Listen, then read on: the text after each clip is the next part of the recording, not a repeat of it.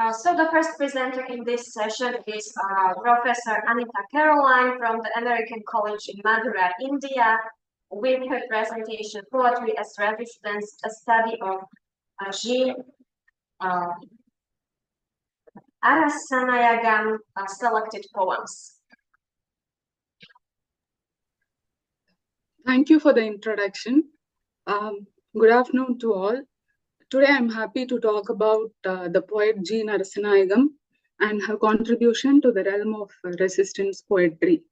My paper has inputs about what defines resistance literature, why Arasanayagam's poems can be considered as resistance literature, and the effect resistance poetry is able to create. Poetry as a resistance narrative appeals for understanding, introspection, forgiveness, and recovery.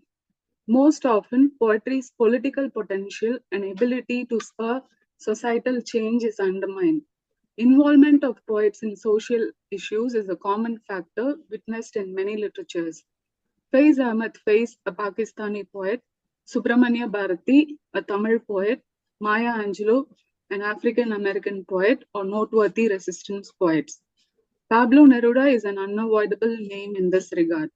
Even Pinter in his Nobel lecture quotes Neruda's poem, "I'm explaining a few things," to intensify and highlight his argument against war-related violence.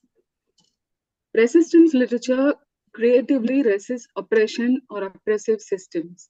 It facilitates movements to communicate and preserve stories of resistance. According to Harlow, resistance literature argues for the crucial political significance of literary texts and by extension for the necessity of an informed political commentary on those texts. The theory of resistance literature hence is in its politics. As part of literary studies, resistance literature offers scope to study the socio-political background to resist dominant ideologies. Gender-based oppression, liberation struggles, or writing in exile can be studied as resistance literature. By challenging norms and defying cultural practices, the study offers hope for change. Barbara Hollow's book, Resistance Literature, which came to define this literary subfield, demonstrates how literary analysis and engagement can give rise to new conceptions of political resistance. Harlow emphasizes the diverse roles poets assume as historians, educators, and activists of the struggle. Poetry in this context becomes a repository for popular memory and consciousness, with many of these poems imbued with imagery from the armed struggle. Harlow asserts that poetry need not shy away from being a call to revolutionary action. Resistance poetry requires detailed historical contextualization for each country's narrative.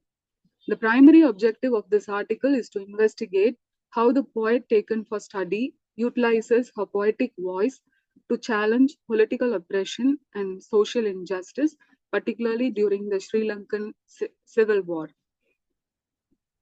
Jean Arasanayagam is a Sri Lankan poet renowned for her powerful and insightful poetry. She explores themes of resistance, identity, and displacement, reflecting on her experiences in a tumultuous political landscape.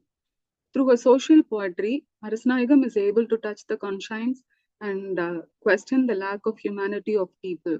The spirit of resistance thus is inspired and generated through the aesthetic art of poetry. The dominant narrative that Arasanayagam resists is the dividing line between the two strong factions in Sri Lanka. Without contextual knowledge, resistance poems may pose a difficulty in reading. Understanding the depth of meaning conveyed in Arsanayagam's poems requires a background knowledge of the horrific past of Sri Lanka. Decades-long civil war that started in the early 1980s and ended in 2009 has ripped this island nation.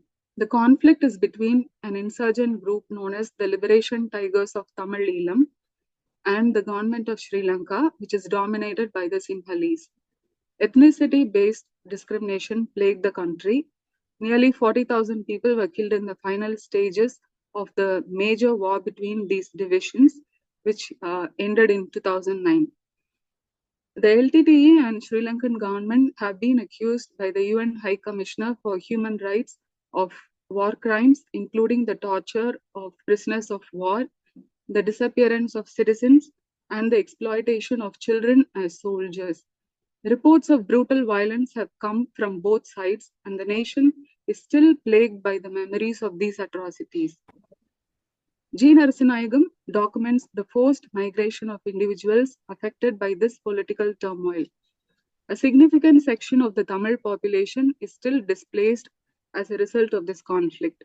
Her poems explore the alienation and difficult lives of refugees who lead nomadic lives in distant lands, lacking identity and dignity.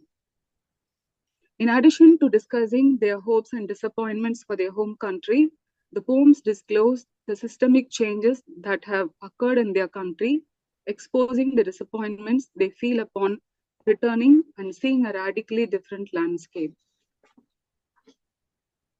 Because of the discriminatory practices that continue to this day, Tamil refugees are understandably fearful and uncertain about returning to Sri Lanka. Sri Lankan Tamil refugees are dispersed all over the world, but most of them have settled down in Tamil Nadu, which is in southern India. Many of the refugees who sought asylum during the peak of Sri Lanka's civil war in the mid-2000s feel trapped in a state of limbo, belonging neither to Sri Lanka nor to India, and thus they are unable to move on with their lives.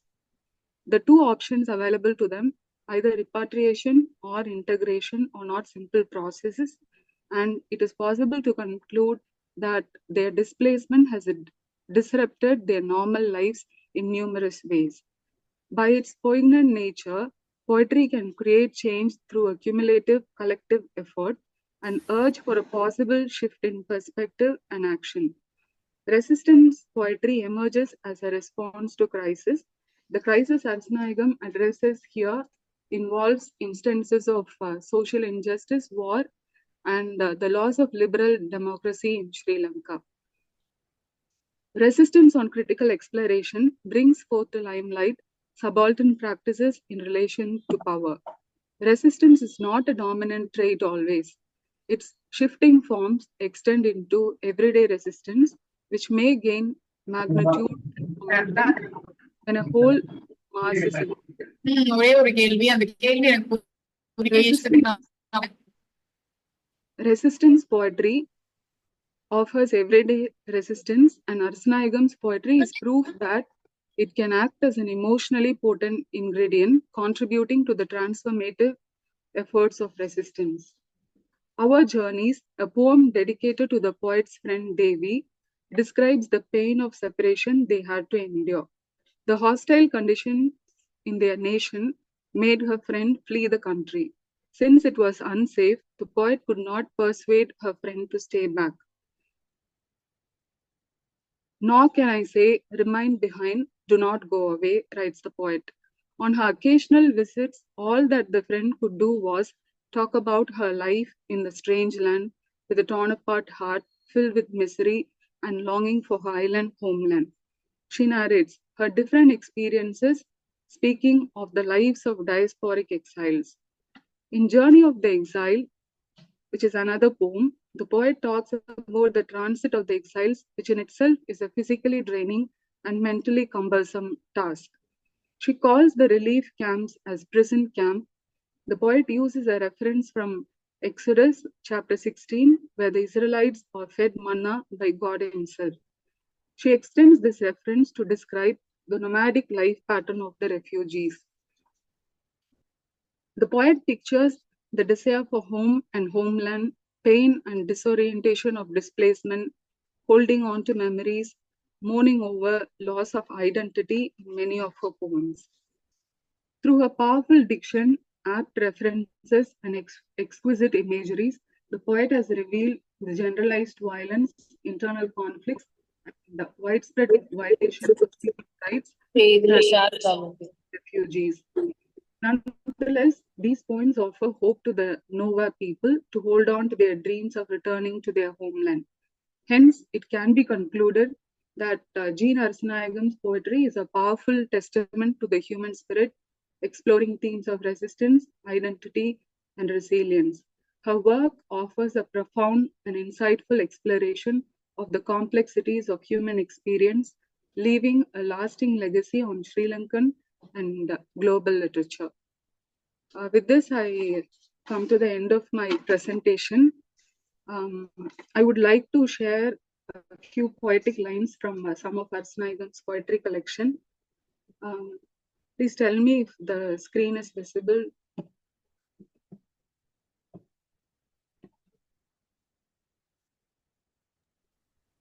Yes, we can see it. Yes, thank you. So reading would give you a better understanding of the contextualization of the problem the poet addresses. So you can read a few of the lines. So these are the poems I have taken for study.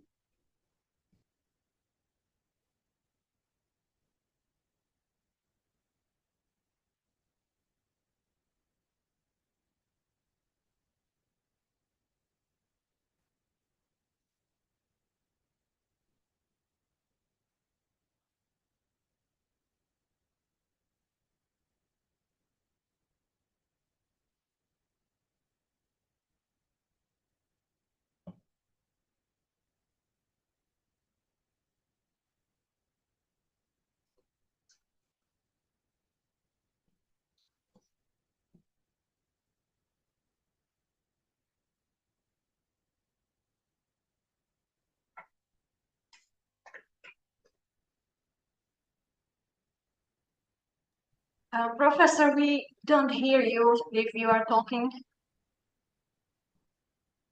Can you hear me now? Yes, now, yes. I'm just sharing slides, few lines of verse from the poet. Can I just move on to the next one?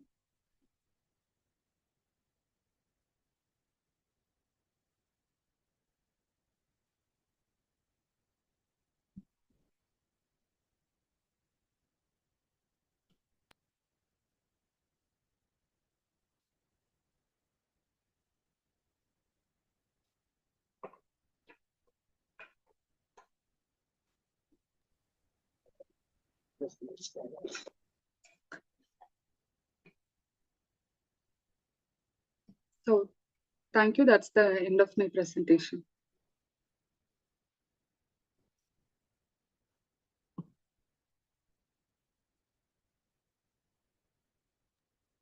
Okay, thank you very much for your presentation.